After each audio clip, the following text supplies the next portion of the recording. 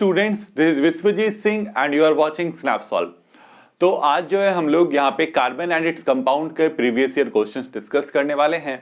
तो स्टार्ट करते हैं। उससे पहले अगर आपने अब तक स्नैपसॉल्व का ऐप इंस्टॉल नहीं किया है तो उसे इंस्टॉल कर लें, उसका लिंक आपको डिस्क्रिप्शन में मिल जाएगा। उसे इंस्टॉल करने से क्या होगा कि आपके जितने भी डाउट्स हैं फिजिक्स, केमिस्ट्री, मैथमेटिक्स, बायोलॉजी जैसे सब्जेक्ट्स में, वो सारे क्लियर हो जाएंगे। ठीक है, इस वीडियो में जो हम लोग करने वाले हैं प्रीवियस ईयर क्वेश्चन डिस्कस, ये केमिस्ट्री का चैप्टर 4 है। इससे पहले ही चैप्टर 1, चैप्टर 2 एंड चैप्टर 3 के प्रीवियस ईयर क्वेश्चन डिस्कस हो चुके हैं। ये चैनल पे हैं, आप देख सकते हैं। साथ ही हमने एक वीडियो बनाई थी केमिकल इक्वेशंस को हम आसानी से बैलेंस कैसे कर सकते हैं, वो भी इसी सीरीज का हिस्सा है, आप उसे देख सकते हैं। ठीक है, तो वीडियो को स्टार्ट करने से पहले एक क्वेश्चन है। क्वेश्चन यहाँ पे ये है कि कार्बन की उस प्रॉपर्टी को क्या कहते हैं, ठीक है, जिसकी मदद से वो लॉन्ग चेन्स फॉर्म कर सकता है। ठीक है, लॉन्ग चेन्स फॉर्म कर सकता है जिस प्रॉपर्टी की मदद से, उस प्रॉपर्टी को क्या कहते हैं। आंसर पता है तो कमेंट कीजिए, नहीं पता है तो वीडियो में बने रहें, लास्ट में आपको इसका आंसर मिलेगा। ठीक है, तो यहाँ पे अगर हम इस चैप्टर का बात करें तो इस चैप्टर का वेटेज जो है ये 5 मार्क्स है। कभी कभी 6 मार्क्स के क्वेश्चंस भी इस चैप्टर से आते हैं। केमिस्ट्री का मोस्ट इंपॉर्टेंट चैप्टर है ये। ठीक है, तो यहाँ पे जो हम लोग बात करते थे सबसे पहले हॉट टॉपिक्स का, वो आज नहीं करने वाले हैं, क्योंकि ये एक ऐसा चैप्टर है जिसके सारे टॉपिक्स हॉट हैं। ठीक है, सारे टॉपिक्स आपको पढ़ने हैं, क्योंकि अगर एक भी टॉपिक आप छोड़ देते हैं तो उससे एक क्वेश्चन आ सकता है। क्योंकि जैसा इसका क्वेश्चन का पैटर्न है, चैप्टर के हर एक टॉपिक से इवनली क्वेश्चंस पूछे गए हैं, तो कोई हॉट टॉपिक्स आज नहीं है। आपको सारे टॉपिक्स इस चैप्टर के कवर करने होंगे, तो जाके ये चैप्टर अच्छे से कवर होगा। ठीक है, तो स्टार्ट करते हैं। यहाँ पे हमारा फर्स्ट क्वेश्चन, देखिए फर्स्ट क्वेश्चन क्या है, डिफाइन आइसोमेरिज्म। ये 2020 का क्वेश्चन है। Define isomerism, draw all possible isomers of butane. ठीक है, पहले बोल रहा है कि आइसोमेरिज्म क्या होता है, डिफाइन कीजिए। इसके बाद बोल रहा है all possible isomers of butane को ड्रॉ कीजिए। इसके बाद a compound X on combustion gives a yellow flame with lots of smoke, what can you say about the compound. और सी, पहले ए का आंसर देख लेते हैं। डिफाइन आइसोमेरिज्म, तो आइसोमेरिज्म क्या है? Isomerism is the existence of molecules with identical molecular formula but different structures। Isomerism क्या है? आइसोमेरिज्म एक एग्जिस्टेंस है। ठीक है, किसका एग्जिस्टेंस? मॉलिक्यूल्स का एग्जिस्टेंस है। वैसे मॉलिक्यूल्स जिनके की मॉलिक्यूलर फॉर्मूला तो आइडेंटिकल होते हैं, सेम मॉलिक्यूलर फॉर्मूलाज होते हैं, पर उनका जो स्ट्रक्चर होता है, जो मॉलिक्यूलर स्ट्रक्चर ड्रॉ करते हैं, तो वो हमको डिफरेंट मिल जाता है। ठीक है, तो ऐसे कंपाउंड्स के एग्जिस्टेंस को ही हम क्या बोलते हैं? आइसोमेरिज्म बोलते हैं। तो यहाँ पे देखिए बोल रहा है कि ब्यूटेन का हमको ऑल पॉसिबल आइसोमर्स बना के बताइए। तो यहाँ पर 2 आइसोमर्स फॉर्म होंगे ब्यूटेन के। ठीक है, एक तो ब्यूटेन खुद ही है। ठीक है, ब्यूटेन का जो स्ट्रक्चर है, ब्यूटेन का फॉर्मूला क्या होता है? C4H10। ठीक है, ये है हमारा ब्यूटेन है। इससे हम अगर आइसोमर्स बनाएं तो एक बनता है ब्यूटेन और एक बनता है 2-मिथाइल प्रोपेन। ठीक है, और नहीं पॉसिबल है, सिर्फ 2 ही आइसोमर्स पॉसिबल है और यही है उनका स्ट्रक्चर। आप ड्रॉ कर सकते हैं, आप चाहें तो आप बना के देखिए, आपको इससे ज्यादा आइसोमर्स इसके नहीं मिलेंगे। और एक बात, अगर इन सभी टॉपिक्स में आपको प्रॉब्लम है तो इस चैप्टर का भी क्या कहते हैं फुल डिटेल्ड वीडियो आपको मिल जाएगा इस चैनल पे। ठीक है, 7 पार्ट्स में पूरा चैप्टर जो है डिटेल में कवर किया गया है, आप देख सकते हैं उसे भी। ठीक है, तो अब देखिए question number B. Question number B में कहता है compound X on combustion gives a yellow flame with lots of smoke. ठीक है, एक कंपाउंड एक्स है, उसको जब हम जला रहे हैं, कंबसन कर रहे हैं उसमें, तो वो स्मोक के साथ येलो फ्लेम दे रहा है। तो कहता है what can you say about the compound. अब कंपाउंड के बारे में क्या कह सकते हैं? कह सकते हैं क्या कि वो अनसैचुरेटेड कंपाउंड है ना? ऐसा ही होता है। अनसैचुरेटेड कंपाउंड्स क्या होते हैं? जिनमें डबल या ट्रिपल कोवेलेंट बॉन्ड्स होते हैं, उन्हीं को हम क्या बोलते हैं? अनसैचुरेटेड कंपाउंड्स बोलते हैं। तो उनमें होता क्या है कि नंबर ऑफ कार्बन ज्यादा होता है ना? तो नंबर ऑफ कार्बन ज्यादा होने से क्या होता है कि जब हम उसका कंबसन करते हैं तो सारा कार्बन एटम कंप्लीटली रिएक्ट नहीं कर पाता ऑक्सीजन के साथ, इसलिए कुछ कार्बन एटम जो है बाहर निकल जाता है। कार्बन एटम जो बाहर निकलता है वही स्मोक होता है, और क्योंकि कंबसन कंप्लीट नहीं होता इसलिए हमको येलो फ्लेम मिलता है। इनकम्प्लीट कंबसन वहां होता है, तो वो कंपाउंड कौन सा है? अनसैचुरेटेड कंपाउंड है, ये हम कह सकते हैं। इसके बाद कह रहा है कि state the role of alkaline KMnO4 in reaction involving conversion of alcohol to carboxylic acid. तो बोल रहा है कि KMnO4 का क्या क्या कहते हैं रोल है जब हम अल्कोहल को उसी नंबर मतलब उसी कार्बन के नंबर में हम कार्बोक्सिलिक एसिड में चेंज करते हैं। ठीक है, सेम नंबर ऑफ कार्बन का कार्बोक्सिलिक एसिड जब बनाते हैं किसी अल्कोहल से तो क्या होता है, KMnO4 का क्या रोल है वहां पे। तो अगर आप अल्कोहल का बात करें, ठीक है, तो अल्कोहल में क्या होता है, OH होता है। ठीक है, और अगर हम कार्बोक्सिलिक एसिड का बात करें तो वहां पे क्या प्रेजेंट होता है, COOH होता है।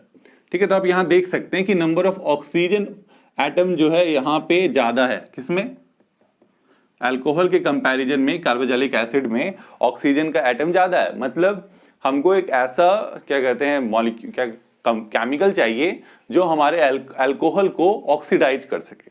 ठीक है, अल्कोहल को ऑक्सीडाइज कर सके और क्या फॉर्म कर सके, कार्बोक्सिलिक एसिड। ये ऑक्सीडाइज होगा तभी ये फॉर्म होगा। तो KMnO4 ऐसे भी क्या है, as it is a strong oxidizing agent. जो KMnO4 है पोटेशियम पर मैग्नेट, वो क्या है, एक स्ट्रॉन्ग ऑक्सीडाइजिंग एजेंट है। ठीक है, तो ये क्या करेगा, अल्कलीन KMnO4 ऑक्सीडाइजेस अल्कोहल, ठीक है, टू फॉर्म कार्बोक्सिलिक एसिड। तो वो अल्कोहल को ऑक्सीडाइज कर देता है। कौन ऑक्सीडाइज कर देता है, KMnO4 ऑक्सीडाइज कर देता है ताकि कार्बोक्सिलिक एसिड फॉर्म हो सके। यही KMnO4 का रोल है in the formation of alcohol to carboxylic acid. ठीक है, यहाँ पे अब क्वेश्चन नंबर 2। क्वेश्चन नंबर 2 में देखिए, what is methane, draw its electron dot structure, name the type of bonds formed in this compound, why are such compounds poor conductor of electricity and have low melting and boiling point, what happens when methane is burn in air. इतने सारे questions है हमारे question number 2 में और ये 2019 का question है। तो देखिए इसका जो आंसर है, सबसे पहले मीथेन क्या है। तो मीथेन क्या है, तो methane is a colourless, odourless and highly flammable gas which is the main component of natural gas. ठीक है, तो मीथेन का डेफिनेशन है, ये जनरल है कि आपको याद रखना होगा। इसके बाद फिर बोल रहा है कि draw its electron dot structure. तो मीथेन का अगर हम बात करें तो इसका मॉलिक्यूलर जो फॉर्मूला है वो क्या है, CH4। ठीक है, एक कार्बन का एटम है जो हाइड्रोजन के 4 एटम के साथ जुड़ा हुआ है। ठीक है, तो अगर कार्बन का एक एटम हम लें, इसके बाद क्या करना है, कार्बन के चारों इलेक्ट्रॉन्स को इलेक्ट्रॉन डॉट स्ट्रक्चर में हम क्या करते हैं, जो हमारे वैलेंस इलेक्ट्रॉन होते हैं सिर्फ उन्हीं को दिखाते हैं, या तो डॉट से दिखा सकते हैं या तो क्रॉस से दिखा सकते हैं। तो अगर हम कार्बन का बात करें तो कार्बन के पास 4 इलेक्ट्रॉन्स हैं आउटर मोस्ट ऑर्बिट में। ठीक है, तो 4 इलेक्ट्रॉन्स को इस तरह हम लगा देंगे। उसके बाद फिर 4 हाइड्रोजन एटम्स हैं। ठीक है, चारों हाइड्रोजन एटम के इलेक्ट्रॉन, एक हाइड्रोजन एटम में एक ही इलेक्ट्रॉन होता है और वही उसका वैलेंस इलेक्ट्रॉन है। ठीक है, तो अब यहाँ पे क्या होगा, हाइड्रोजन जो है ये कोवेलेंट बॉन्ड्स बना लिया किसके साथ, कार्बन के साथ, और हाइड्रोजन क्या हो गया, उसका डुप्लीट पूरा हो गया, वो स्टेबल हो गया। अब कार्बन का बारी है तो कार्बन क्या करेगा, चारों हाइड्रोजन के साथ एक एक सिंगल बॉन्ड बनाएगा। ठीक है, तो ये क्या है, ये है electron dot structure of methane. ठीक है, मीथेन का इलेक्ट्रॉन डॉट स्ट्रक्चर तो यही है। इसके बाद फिर क्या कह रहा है, देखिए, name the types of bond form in this compound. तो जितने भी बॉन्ड्स यहां फॉर्म हुए, all the 4 bonds in methane are single covalent bonds. ये कौन से बॉन्ड है, सिंगल कोवेलेंट बॉन्ड्स है ना। कोवेलेंट बॉन्ड्स हो रहा है शेयरिंग से, इलेक्ट्रॉन्स का शेयरिंग से जो बॉन्ड बनता है उसको हम कोवेलेंट बॉन्ड बोलते हैं, और जहां पे एक पेयर ऑफ इलेक्ट्रॉन का शेयरिंग होता है उसको सिंगल कोवेलेंट बॉन्ड बोलते हैं। ठीक है, इसके बाद जो आगे पूछा जा रहा है हमसे, why are such compounds poor conductor of electricity. ठीक है, ये ऐसे कंपाउंड्स, मतलब ऐसे कंपाउंड्स, कौन से कंपाउंड जिनमें कोवेलेंट बॉन्ड होता है, वैसे compounds poor conductor of electricity क्यों है। तो इसका रीजन है यहाँ कि such compounds are poor conductor of electricity. ठीक है, ये कंडक्टर है, poor conductor of electricity because they does not dissociate themselves into ions. Reason क्या है इसका, रीजन यही है कि वो आयंस में खुद को डिसोसिएट नहीं कर पाते, क्योंकि ions are the carriers of electricity, और जो कोवेलेंट कंपाउंड्स हैं वो खुद को किसमें, आयंस में डिसोसिएट नहीं कर पाते। जब वो आयंस में डिसोसिएट ही नहीं होंगे तो इलेक्ट्रिसिटी कंडक्ट कैसे करेंगे। तो यही रीजन है कि वो इलेक्ट्रिसिटी कंडक्ट नहीं करते हैं, वो पुअर कंडक्टर ऑफ इलेक्ट्रिसिटी होते हैं। ठीक है, तो क्वेश्चन 2 देखें तो why are such compounds have low melting and boiling point. Low melting and boiling point क्यों होगा, क्योंकि इन कोवेलेंट कंपाउंड्स क्या होता है, in covalent compounds the force of attraction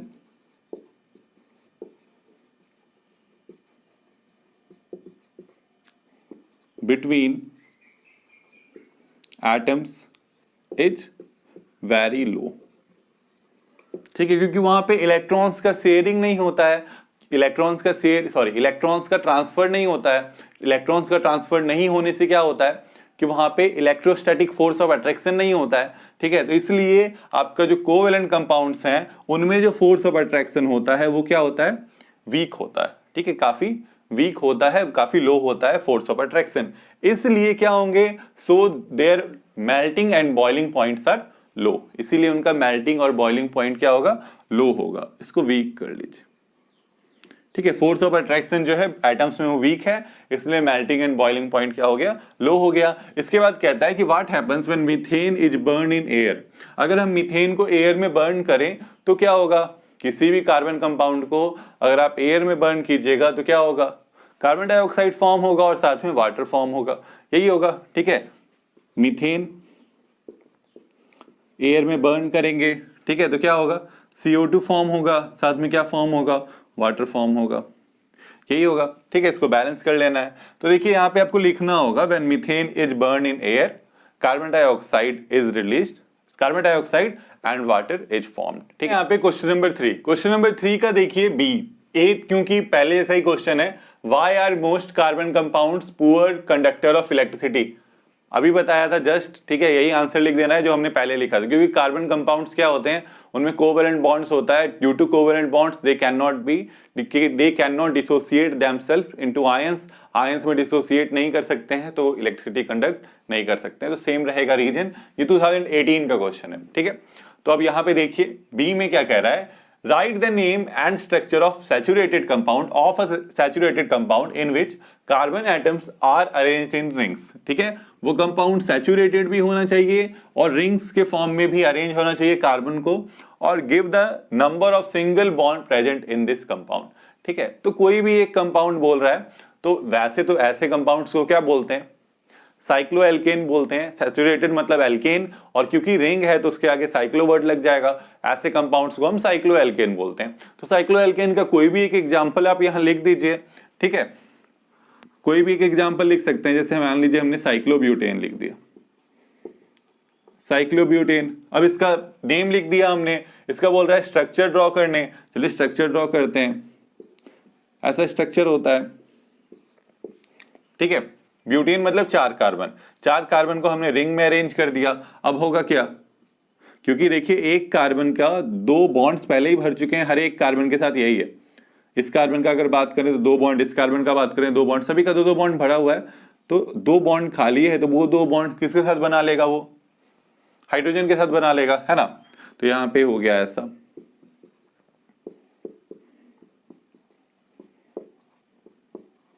ठीक है, तो ये हो गया हमारा स्ट्रक्चर, किसका, साइक्लोब्यूटेन का स्ट्रक्चर। ये हो गया। अब बोलते हैं give the number of single bonds. तो नंबर ऑफ सिंगल बॉन्ड्स इसमें कितने हैं,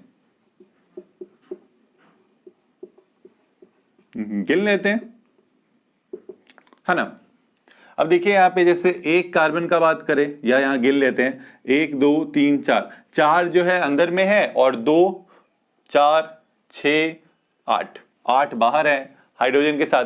कार्बन कार्बन बॉन्ड्स 4 हैं और कार्बन हाइड्रोजन बॉन्ड 8 हैं। तो 4 and 8 कितना हो गए, 12 is the number of single bonds present in the cyclobutane. ठीक है, आप क्या कहते हैं, साइक्लोप्रोपेन भी बना सकते थे, साइक्लोपेंटेन भी बना सकते थे, कोई भी बना सकते थे जो कि सैचुरेटेड हो और वो रिंग के फॉर्म में हो।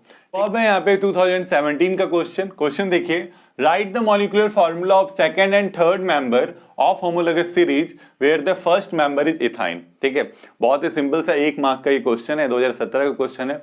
इससे पहले तक हमने जो भी क्या कहते हैं सीरीज में वीडियोस बनाए थे, वहां 2018 तक के ही क्वेश्चन डिस्कस किए थे, पर ये चैप्टर 17 16 के भी सिलेबस में था, तो उनके क्वेश्चंस भी आज यहाँ हम लोग डिस्कस कर रहे हैं।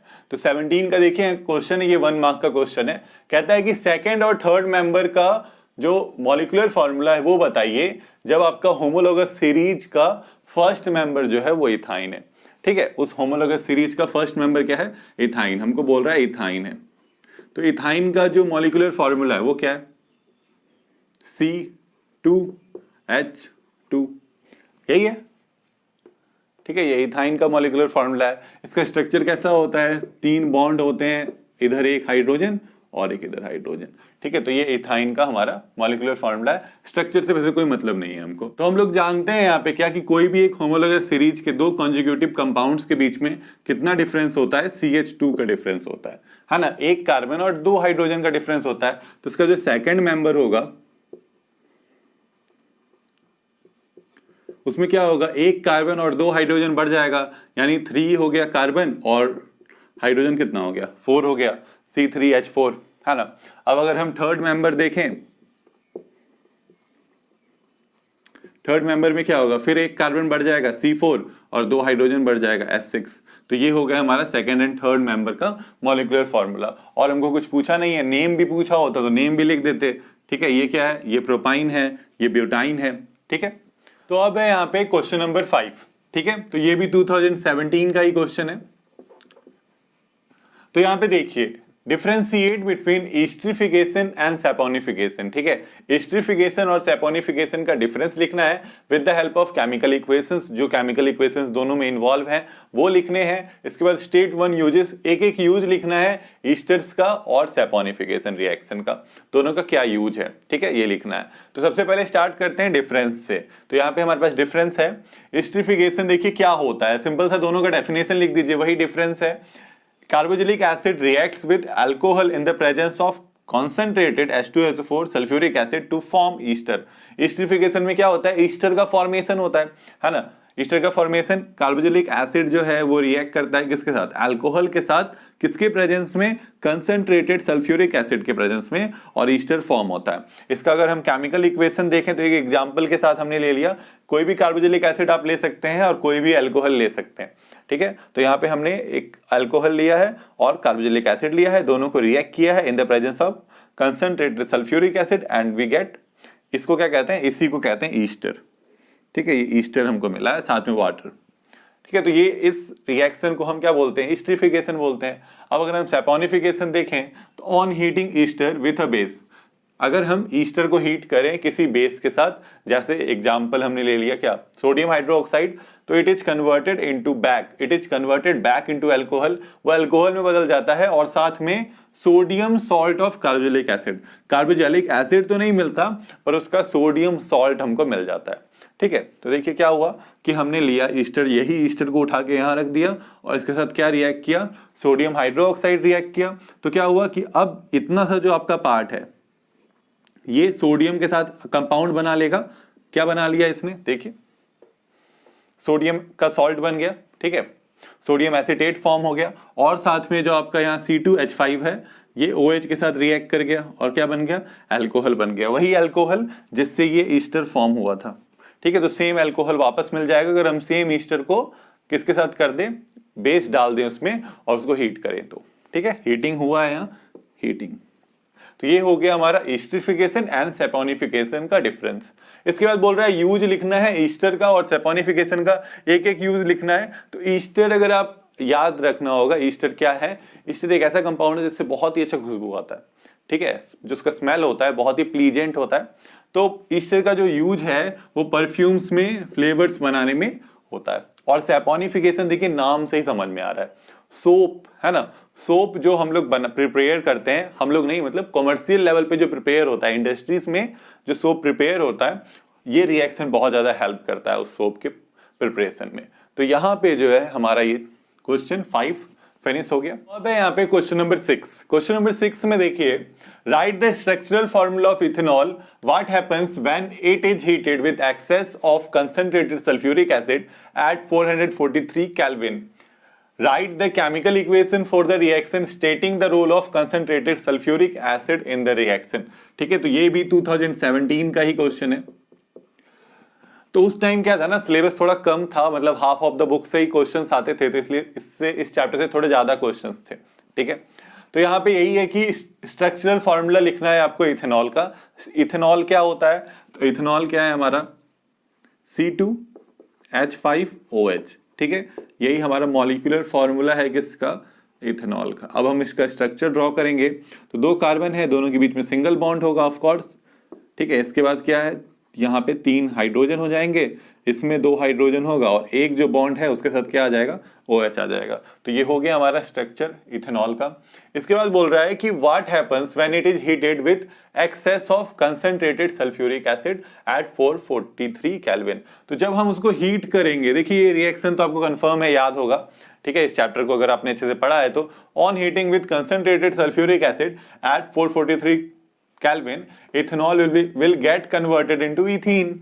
इथेनॉल से इथीन में कन्वर्ट हो जाएगा वो, ठीक है। जब हम कंसंट्रेटेड H2SO4 को डाल के इथेनॉल लिया, उसमें कंसंट्रेटेड H2SO4 डाल दिया, उसको हीट किया 443 केल्विन तक, तो क्या होगा कि वो इथीन में कन्वर्ट हो जाएगा और साथ में वाटर अलग होगा। इसका केमिकल रिएक्शन हमने यहाँ लिख दिया है, ठीक है। ये इथेनॉल था, कंसंट्रेटेड H2SO4 मिलाया, हीट किया 443 केल्विन तक, तो हमको इथीन मिला, साथ में वाटर मिला। तो अब देखिए यहाँ पे क्या हो रहा है, कंसंट्रेटेड H2SO4 के कारण क्या हो रहा है, इस इथेनॉल से वाटर का मॉलिक्यूल अलग हो जा रहा है। तो जब वाटर का मॉलिक्यूल कोई सब्सटेंस अलग कर सकता है तो उसको क्या बोलते हैं हम लोग, डिहाइड्रेटिंग एजेंट बोलते हैं, है ना। तो यहाँ पे जो हमारा रोल है H2SO4 का, वो क्या है, एक डिहाइड्रेटिंग एजेंट की तरह काम कर रहा है। और क्या कर रहा है, डिहाइड्रेट कर रहा है किसको, इथेनॉल को। इथेनॉल से वाटर का मॉलिक्यूल अलग कर रहा है, यानी इथेनॉल को क्या कर रहा है, डिहाइड्रेट कर रहा है। तो अब है हमारा क्वेश्चन नंबर 7। क्वेश्चन नंबर 7 देखिए 2016 का क्वेश्चन है, right the name and structure of N aldehyde with 4 carbon atoms in the molecule. ठीक है, एल्डिहाइड का नाम बताना है, ठीक है, और उसका स्ट्रक्चर ड्रॉ करना है जिसमें 4 कार्बन एटम्स हैं। ठीक है, तो एल्डिहाइड, कौन सा एल्डिहाइड होगा वो, जिसमें 4 होंगे कार्बन। 4 कार्बन होते हैं तो हम उसको ब्यूटेन बोलते हैं, है ना। क्योंकि ये एल्डिहाइड है तो क्या हो जाएगा, Al लग जाता है लास्ट में, तो इसका क्या नाम हो जाएगा, ब्यूटेनल।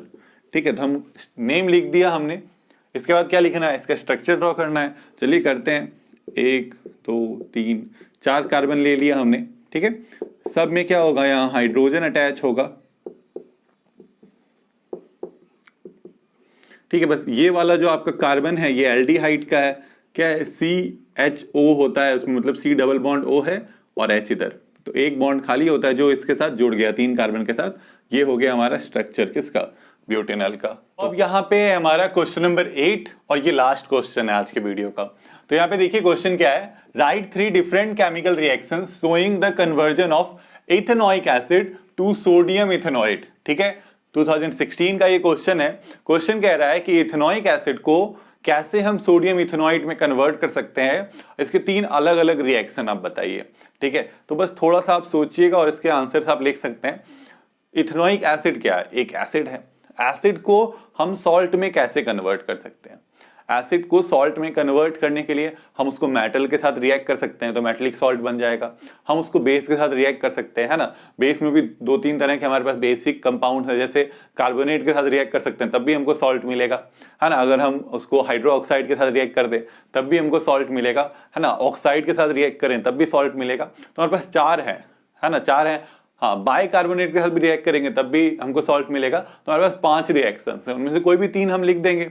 ठीक है, तो चलिए स्टार्ट करते हैं। फर्स्ट रिएक्शन है क्या, ये इथेनोइक एसिड है। इथेनोइक एसिड यानी CH3COOH रिएक्टिंग विथ, मान लीजिए हमने इसको मेटल के साथ रिएक्ट करा दिया, सोडियम के साथ, क्योंकि सोडियम का ही हमको चाहिए ना सॉल्ट, तो सोडियम के साथ ही कराना होगा रिएक्शन। तो ये सोडियम क्या करेगा, it is more reactive than hydrogen, तो ये हाइड्रोजन को डिस्प्लेस कर देगा। तो यहाँ पे क्या हो जाएगा, CH3COO Na फॉर्म हो जाएगा। ये हो गया हमारा सोडियम इथेनोइट। ठीक है, बैलेंस कर लीजिए।